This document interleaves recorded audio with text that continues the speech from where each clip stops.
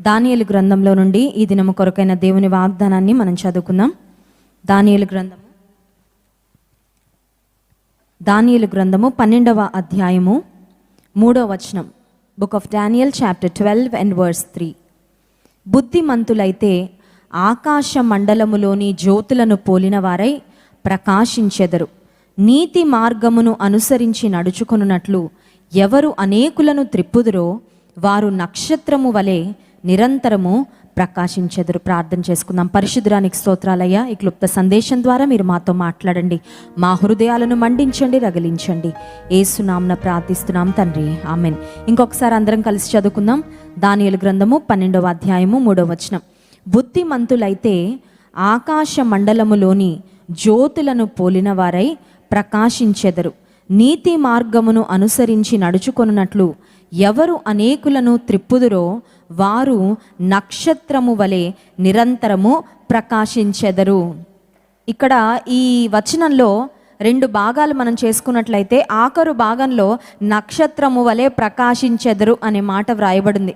మనందరికీ నక్షత్రంలా ప్రకాశించడం అంటే ఇష్టం కదండి. Shining like a star, shining like a star. Christmas దినాల్లో స్టార్ పెట్టుకుంటూ ఉంటాం మన ఇంటి పైన. ఆ తర్వాత మూవీ స్టార్స్ అని పిలుస్తాం, స్పోర్ట్స్ స్టార్స్ అని పిలుస్తాం, క్రికెట్ స్టార్స్ అని పిలుస్తాం. సెలబ్రిటీస్ అనగానే చాలా మరి వారి పట్ల ఆసక్తి చూపిస్తూ ఉంటారు. సెలబ్రిటీలని దగ్గర నుంచి చూడాలని ఆరాటపడేవారు బోల్డ్ అంతమంది. సెలబ్రిటీతో ఒక అపాయింట్మెంట్ దొరుకుతుందేమో, వారు ఏదైనా షోరూమ్ ఓపెనింగ్కి వస్తున్నారంటే, వారు ఎక్కడికైనా వస్తున్నారంటే వారిని చూడాలని పడి ఎంతో ప్రయాసపడే వాళ్ళు చాలామంది ఉన్నారు. అయితే దేవుని గ్రంథం సెలవిస్తున్న మాట, నీవు నేను ఆకాశ మండల మందలి జ్యోతుల వలె నక్షత్రముల వలె నిరంతరము ప్రకాశించాలంటే ఇది షరతుతో కూడిన వాగ్దానం. If you want to shine like a star, God wants us to shine like a star. దేవుడు మనము నక్షత్రాల వలె ప్రకాశించాలని కోరుకుంటున్నాడు. నిన్ను నన్ను కూడా ఒక స్టార్ లాగా దేవుడు చేయాలని కోరుకుంటున్నాడు. స్టార్ లాగా ఉండాలని ఆశ ఉందా? ఆరిపోయిన బుడ్డి దీపాల్లా ఉండాలని ఆశ ఉందా? మత్తయి సువార్త 5వ అధ్యాయంలో యేసుక్రీస్తు ప్రభు అన్నారు, నేను లోకమునకు వెలుగును అని సెలవిచ్చిన యేసయ్య మీరు కూడా లోకానికి వెలుగు అని చెప్పారు. మత్తయి సువార్త 5వ అధ్యాయంలో మాట మనం చూస్తాం. మీరు లోకానికి వెలుగు. ఒక వ్యక్తి కనుక ఒక దీపాన్ని వెలిగిస్తే మంచం కిందో కొంచెం క్రిందో పెట్టడు, కానీ అది వెలిగించినట్లు దీపస్తంభం మీద పెడతాడు. అలాగే మీరు కూడా మనుష్యులు మీ వెలుగును చూచి పరలోకమందున మీ తండ్రిని మహిమపరచినట్లు మీ వెలుగును ప్రకాశింపనీయుడి అని సెలవిచ్చాడు. అంటే అర్థం ఏంటంటే, దేవుడు వెలుగు, ఆయన బిడ్డలమైన మనం కూడా వెలుగును కలిగి ఉండాలని, ఆ వెలుగును ప్రకాశించాలని దేవుడు కోరుకుంటున్నాడు. ఎంత మంచి వెలుగున్నా ఎవ్వరికి అవసరం లేని ప్రదేశంలో ఆ వెలుగు వెలిగితే దానివల్ల ఉపయోగం లేదు. చూడండి, కొన్నిసార్లు లోకంలో ఒక సామెత వింటూ ఉంటాం, అడవిని కాచిన వెన్నెల అని. అడవిలో వెన్నెల కాస్తే దానివల్ల ఏం ఉపయోగం? నీవు వెలగాలి, నీవు ప్రకాశించాలి. నీవు ప్రకాశించుట వలన, వెలుగుట వలన అనేక మంది దేవుని మహిమపరచాలి. ఆకాశం మందలి జ్యోతుల వలె మనం ప్రకాశించాలంటే, ఆకాశంలో నక్షత్రాల వలె నిరంతరము మనం ప్రకాశించాలంటే మనం ఏం చేయాలి? What must we do in order to shine like the stars in the sky and in the firmament? ఆకాశంలో నక్షత్రాల్లా నీవు నేను ప్రకాశించాలంటే ఏం చేయాలి అని ఆలోచిస్తే, మనం ఒక సినిమాలో యాక్ట్ చేయని అవసరం లేదు, ఒక ఆస్కార్ అవార్డు మనకు రావాల్సిన అవసరం లేదు, ఒక నోబెల్ ప్రైజ్ సంపాదించుకోవాల్సిన అవసరం లేదు, లేకపోతే ఒలింపిక్స్ కొరకు ప్రయత్నం చేసి ఒక గోల్డో సిల్వరో బ్రాంజ్ మెడలో సంపాదించుకోవాల్సిన అవసరం లేదు, ఒక గవర్నమెంట్ జాబ్ కొట్టడమో లేకపోతే ఒక ఉన్నతమైన స్థితిలో ఉంటే బైబిల్ గ్రంథంలో మీరు నక్షత్రాల వలె జ్యోతుల వలె ప్రకాశిస్తారు అని వ్రాయబడలేదు. కానీ దేవునికి కొన్ని స్టాండర్డ్స్ ఉన్నాయండి. దేవుని గ్రంథంలో కొన్ని మరి ప్రామాణికాలు ఉన్నాయి. దేవుని గ్రంథంలో వ్రాయబడిన స్టాండర్డ్స్ మనం ఫాలో అయితే ఖచ్చితంగా మనం జ్యోతుల వలె నక్షత్రాల వలె ప్రకాశిస్తాం. ప్రకాశించాలంటే మనం ఏం చేయాలి అని ఆలోచించినట్లయితే, నీతి మార్గమును అనుసరించి నడుచుకొనున్నట్లు ఎవరు అనేకులను త్రిప్పుదురో. బుద్ధిమంతులు అనే ఓ మాట ఉంది 3వ వచనం ప్రారంభంలో. బుద్ధి కలిగిన వారు ప్రకాశిస్తారంట, బుద్ధి లేని వారు ఆరిపోయిన దీపాల్లా ఉంటారు. అది ఒక భాగం. అయితే ఎందరూ అనేకులు నీతి మార్గమును అనుసరించి నడుచుకొనున్నట్లు చాలా మందిని త్రిప్పుతారో దేవుని వైపు.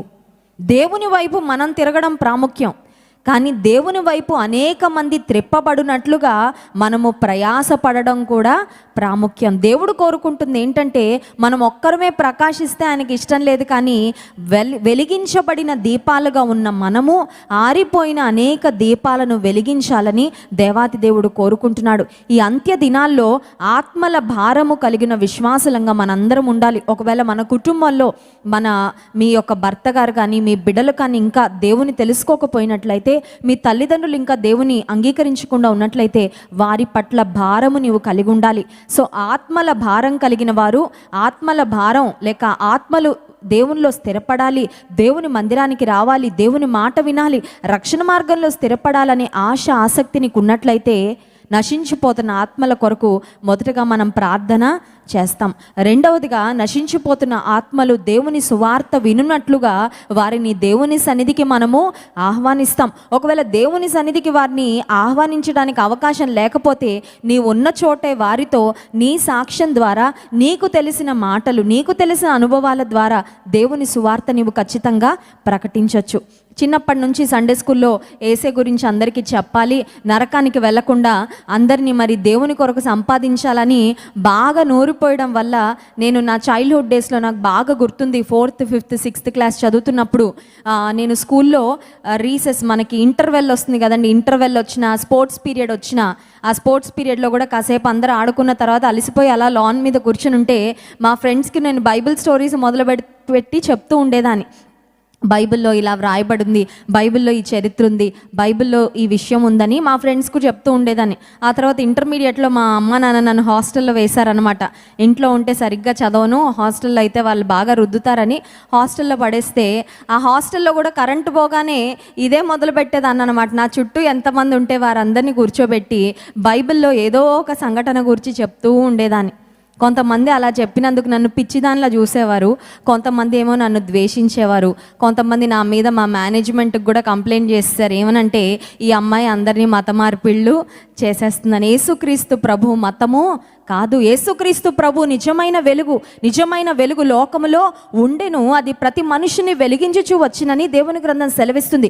నీవు వెలిగించబడిన వ్యక్తివైతే ఆరిపోయిన దీపాలను చూసి నాకేమీ అవసరం లేదులే అని ఏమీ పట్టనట్లు ఖచ్చితంగా మనము ఉండము. నీవు మండుతుంటే, నీవు ప్రకాశిస్తుంటే, నీవు దేవుని కొరకు వెలుగుతూ ఉన్నట్లయితే నీ వెలుగు ద్వారా అనేక మంది దేవుని వైపుకు వచ్చినట్లుగా నీవేం చేయగలవో ఆ ప్రయత్నాన్ని చేయాలి. We don't have to become a speaker in order to share God's word. దేవుని వాక్యాన్ని మనం ప్రకటించడానికి మనం స్పీకర్ అవ్వాల్సిన అవసరం లేనే లేదు. కొన్నిసార్లు మనం అనుకుంటాం, నాకు బైబిల్ అంతా వచ్చాక అప్పుడు సువార్త చెప్తానండి అనుకుంటాం. బైబిల్ అంతా రావడానికి ఇది ఏమన్నా మామూలు గ్రంథం అనుకుంటున్నారా? ఇది ఏమన్నా social text book, maths text book అనుకుంటున్నారా? ఇప్పుడు ఒక సంవత్సరంలో maths for example 8th class చదువుతున్నారు అనుకోండి, ఆ 8th క్లాస్ టెక్స్ట్ బుక్ను ఒక సంవత్సరంలో టీచర్ ఎక్స్ప్లెయిన్ చేస్తుంటారు, మొత్తం చదివేస్తారు. ఈ బైబిల్ గ్రంథం, దివ్య గ్రంథం 66 పుస్తకాలు ఉన్నాయి. పరిశుద్ధాత్మ దేవుడు దాదాపు 40 మంది వ్యక్తులను ప్రేరేపించి ఆయన ఆత్మ ద్వారా రాయించిన గ్రంథం. ఎన్నో నిగూఢమైన సత్యాలు, మర్మాలు ఉన్న గ్రంథం.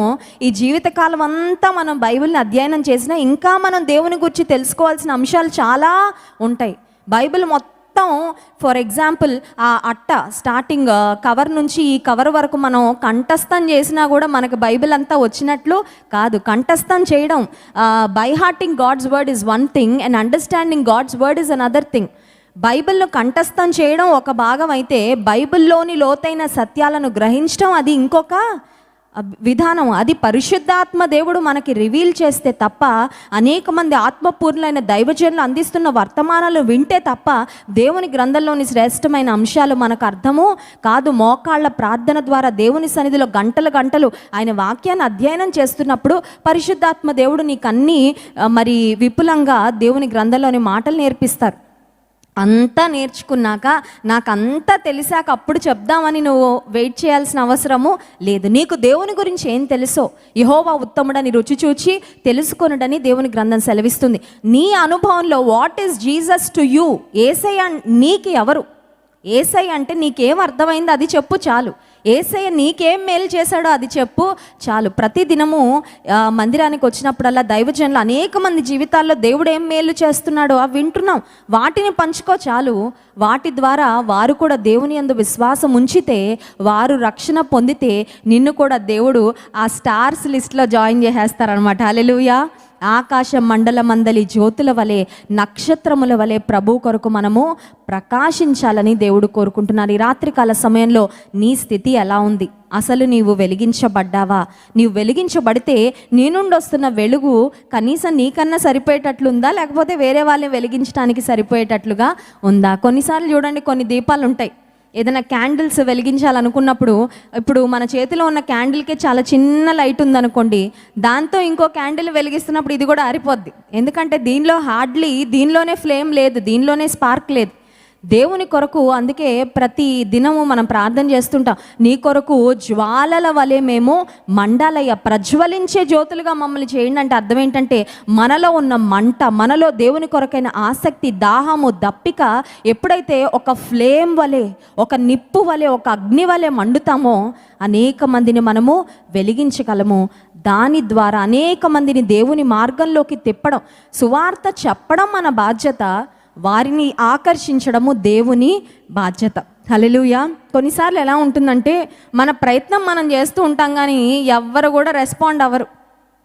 మేము టీసీఎస్ కంపెనీలో జాబ్ చేస్తున్నప్పుడు మా కంపెనీలో అలాగే డిఫరెంట్ కంపెనీస్లో ఉన్న ఫ్రెండ్స్ అందరూ, అంటే యేసుక్రీస్తు ప్రభుని తెలుసుకున్న వారందరం ఎవ్రీ ఇయర్ ఒక క్రిస్మస్ ప్రోగ్రామ్ని డిజైన్ చేసి చాలా చక్కగా క్రిస్మస్ ప్రోగ్రామ్ ద్వారా అనేక మందికి సువార్త ప్రకటించవచ్చని ఆ ప్రోగ్రామ్కు మంచి దానిలో చక్కని ప్రోగ్రామ్స్ అన్ని ప్లాన్ చేసి ఒక మంచి స్పీకర్ని తీసుకొచ్చి ఆ ప్రోగ్రామ్ను చేస్తూ ఉండేవారు.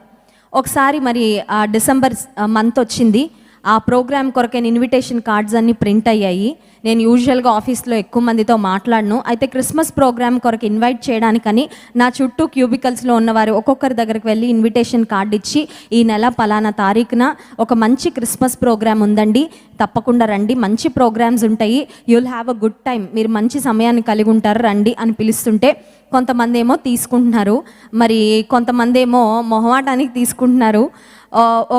మా కొలీగ్ ఒక వ్యక్తి దగ్గరికి వెళ్ళి నేను అన్నాను, పలానా డేట్న ఈ ప్రోగ్రామ్ ఉంది, రండి తప్పకుండా అంటే అతను అన్నాడు, నాకు అవసరం లేదు, మీరు తీసుకెళ్ళిపోండి అని అన్నాడు.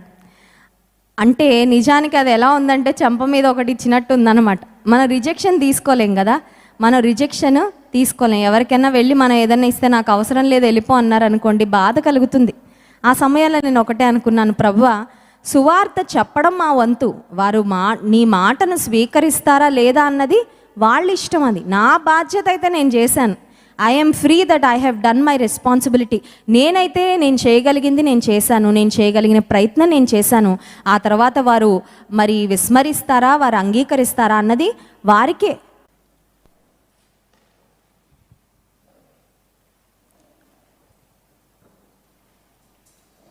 ఎంతమంది నమ్ముతున్నారు యేసయ్య నామం మన ఇంటికి రక్ష అని? హల్లెలూయా. మన ఇంటి చుట్టూ ఒక కంచి ఏంటంటే యేసయ్య యొక్క నామం, యేసయ్య యొక్క రక్తమే.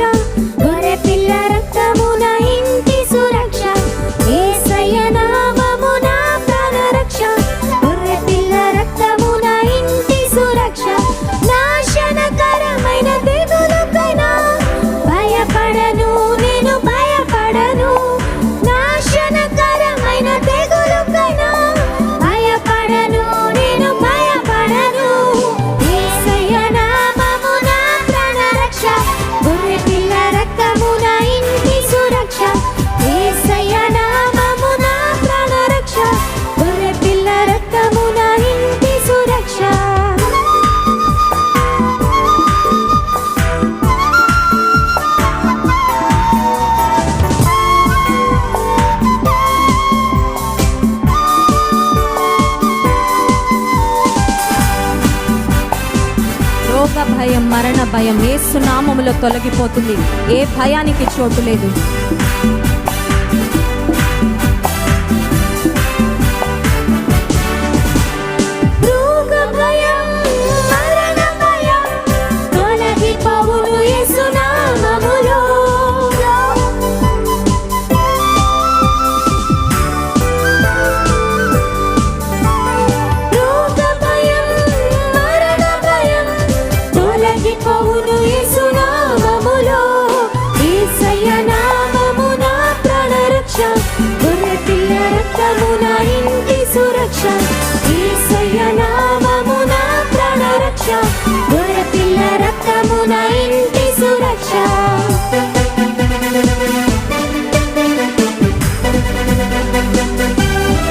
అపాయమేమి దరికి రాదు, నా గదికి ఏ కీడు రాదు.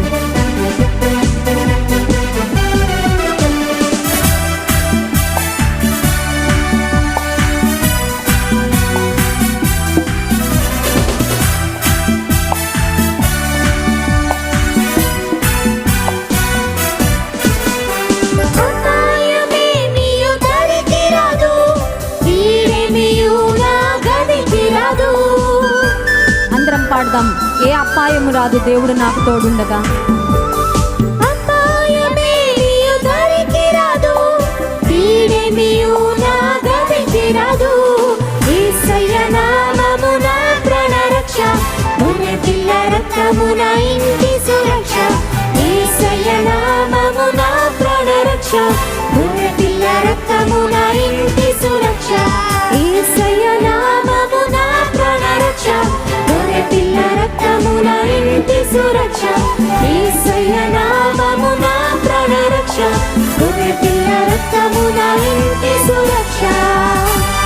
హల్లెలూయా. సుడిగాలైనను నిశ్చలముగా చేసేదవు, నీవే నా బలం, నీవే నా నమ్మకం అనే పాటను పాడదాం. స్క్రీన్ మీద లిరిక్స్ వేస్తారు. లిరిక్స్ చూస్తూ మీరందరూ పాడండి. జీవితంలో కొన్నిసార్లు అనుకోకుండా సముద్రం మధ్యలోకి వెళ్ళిన జాలర్లకు ఒక్కొక్కసారి భయంకరమైన తుఫాను ఎదురుపడుతూ ఉంటుంది. జీవితంలో కూడా అన్నీ మనం ఎక్స్పెక్ట్ చేసినట్టు ఉండవండి. అన్నీ మనం అనుకున్నట్లుగా సాగదు. అన్నీ అలా అనుకున్నట్లుగా సాగితే అది జీవితం అనబడదు కదా. జీవితంలో కొన్ని అనుకోని జర్క్స్, కొన్ని అనుకోని డిసప్పాయింట్మెంట్స్, అనుకోని శ్రమలు, కష్టాలు, అనుకోని మనస్పర్ధలు, అనుకోని నిందలు, అవమానాలు నీవు అనుభవించాల్సి వచ్చినప్పుడు, సుడిగాలులు నీ పైకి వచ్చినప్పుడు, నీ బలము, నీ ధైర్యము, నీవు నిలబడడానికి నిన్ను స్థిరంగా నిలబెట్టేది ఏంటంటే దేవుని నామం. యేసయ్యే మన ఆశ్రయ దుర్గము, సుడిగాలైనను నిశ్చలముగా చేసేదమనే పాటను పాడి దేవుని మహింపరుద్దాం.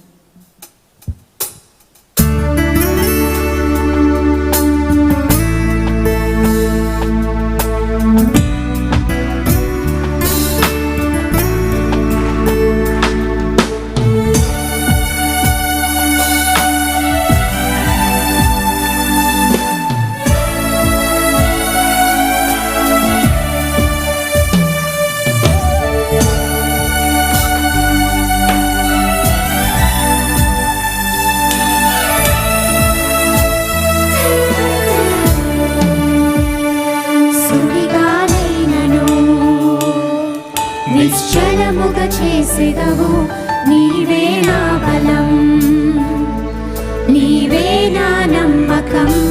సుడిగాలైనను నిశ్చలముగా చేసేదవు, నీవే నా బలం, నీవే నా నమ్మకం. గడచిన కాలము నాతో ఉన్నావు, నేడు నా తోడు నడుచుచున్నావు, సదా నాతోనే ఉంటావు. ఎగసిపడే తుఫానుల్లో నీవే ఆశ్రయ దుర్గము. అవునయ్యా, నా ఆశ్రయము నీవే. ఎదురుపడే అలలెన్నైనా అవి నీ పాదముల క్రిందనే.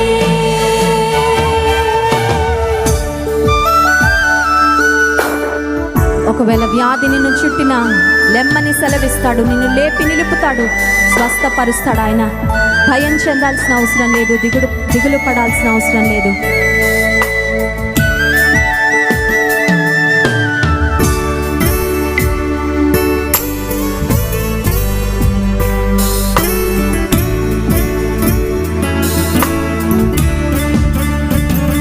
వ్యాధి నన్ను చుట్టినా లెమ్మని సెలవిచ్చెదవు యెహోవా రాఫా, నీవే నా స్వస్థత.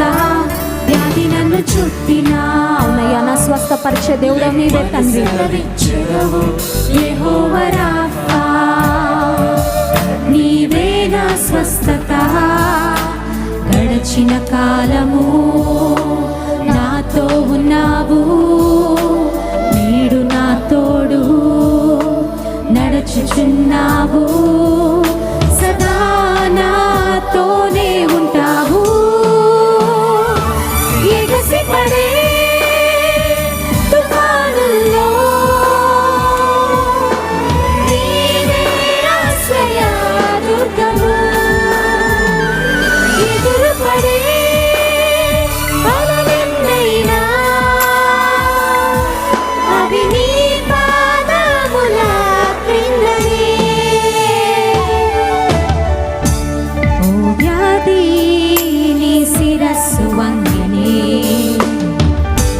నాపై నీ అధికారము చెల్లదే. రూపింపబడిన ఏ ఆయుధం నాకు విరోధముగా వర్తిల్లదు.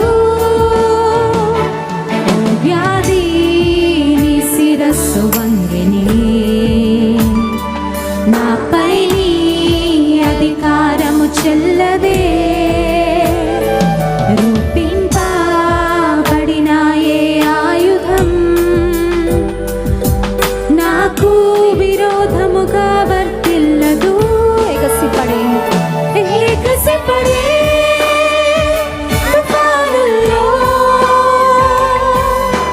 నీవే ఆశ్రయ దుర్గము. ఎదురుపడే అలలెన్నైనా అవి నీ పాదముల క్రిందనే. హల్లెలూయా. నాకు కోవిడ్ రాకముందు ధన్య నేను ఈ పాట పాడడం మీకు ఎంతమంది గుర్తుందో. ఎందుకో ఈ పాట నేర్చుకున్న తర్వాత నుండి ఓ వ్యాధి నీ శిరస్సు వంగెనే, నాపై నీ అధికారం చెల్లదే అని కొన్నిసార్లు చూడండి, కొన్ని పాటలు మన నోట్లో తిరుగుతూ ఉంటాయి. అవి ఏం చేసినా, పడుకున్నా, నించున్నా, కూర్చున్నా, బ్రష్ చేస్తున్నా, ఏం చేసినా అవి తిరుగుతూ ఉంటాయి. ఎందుకో ఈ పాటలోని ఆ మాటలు they kept ringing in my mind.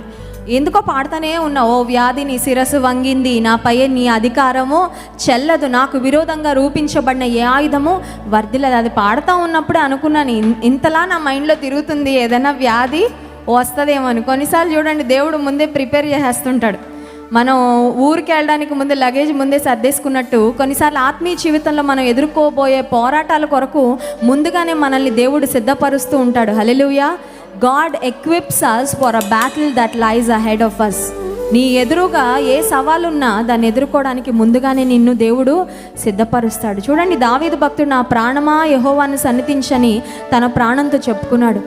నా ప్రాణమా నాలో నీవెందుకు తొందరపడుతున్నావని భక్తుడు తనతో తాను మాట్లాడుకున్నాడు. కొన్నిసార్లు మనం వ్యాధులతో కూడా మాట్లాడాలి. ఏమని తెలుసా? ఓ వ్యాధి నీ శిరస్సు వంగి నువ్వు వంచుకొని ఉండాల్సిందే. వచ్చావేమో కరెక్టే, కానీ నువ్వు నా మీద అధికారం చేయడానికి వీలు లేదు. ఇంకొకసారి పాడుకుందాం ఈ మాట. మనకు విరోధంగా రూపించబడిన ఏ ఆయుధము వర్ధిల్లదు. ఒకసారి అందరం చెప్దాం, నాకు విరోధముగా రూపించబడిన ఏ ఆయుధము వర్ధిల్లదు. హల్లెలూయా. ఆ మాటలు ఇంకొకసారి పాడుకుందాం. ఓ వ్యాధి నీ శిరస్సు వంగెనే, నాపై నీ అధికారము చెల్లదే.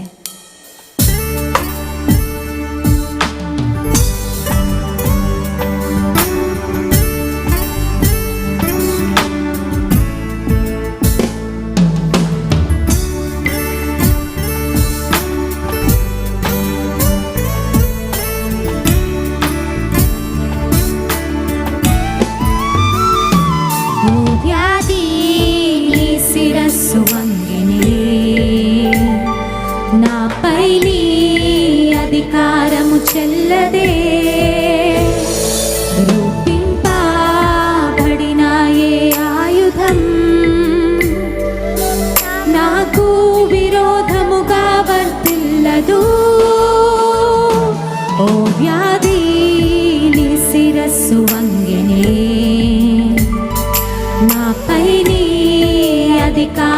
చెల్లదే. రూపింపబడిన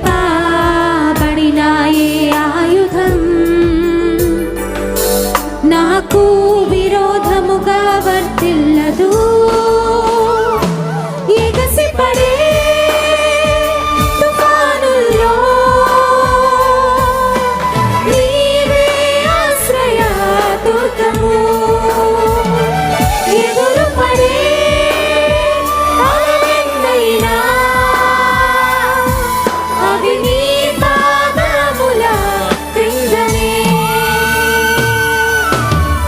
కేవలం మీరు మాత్రమే పాడతారు ఇప్పుడు. ఎగసిపడే తుఫానుల్లో నీవే ఆశ్రయ దుర్గము. కేవలం కింద ఉన్నవారు మాత్రమే. ఇప్పటివరకు మేము పాడుతుంటే మీరు చూస్తున్నారు, ఇప్పుడు మీరు మాత్రమే పాడతారు. లైవ్లో ఉన్న వారందరూ కూడా ఎగసిపడే తుఫానుల్లో నీవే ఆశ్రయ దుర్గము. ఎగసిపడే తుఫానుల్లో నీవే ఆశ్రయ దుర్గము. ఎదురుపడే అలలెన్నైనా అవి నీ పాదముల క్రిందనే. హల్లెలూయా. గట్టిగా చప్పట్లు కొట్టేసాను, మహింపరుద్దాం.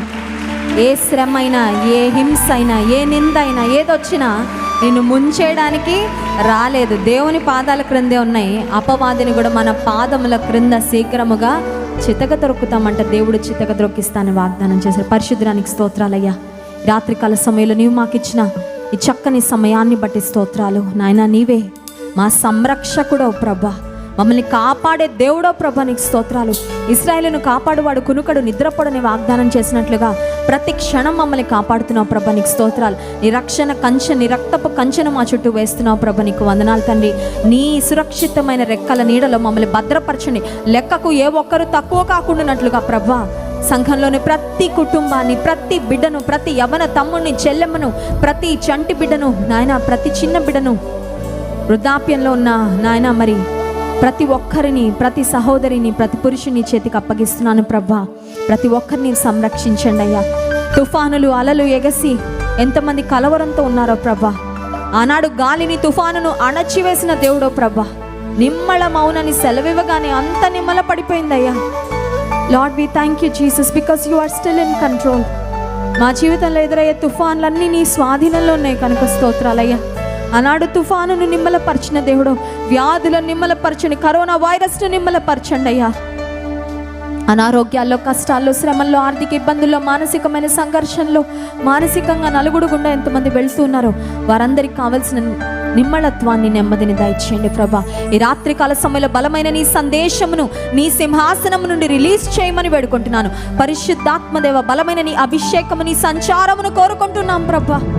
ఎంతమంది మందిరంలో కూడుకొని ఉన్నారో, ఎన్ని వేల మంది ప్రభా లైవ్లో పాల్పొందుతున్నారో, ప్రతి ఒక్కరిని నీ ఆత్మ ద్వారా దర్శించండి, తాకండి, ముట్టండి అయ్యా, బలపరచండి. నీ కృప మాకు దయచేయమని, బలమైన నీ వాక్య ప్రత్యక్షత, నీ ఆత్మ ప్రత్యక్షత ఈ రాత్రికాల సమయంలో మాకు అనుగ్రహించమని, ఘనత, మహిమ, ప్రభావం నీకు చెల్లిస్తూ, మా ధైర్యము, మా ఆశ్రయ దుర్గమైన నీవే, నిన్నే స్తుతిస్తూ, కీర్తిస్తూ ఈ స్తుతి ఆరాధన యేసు నామమున నీకే సమర్పిస్తున్నాము తండ్రి. ఆమేన్.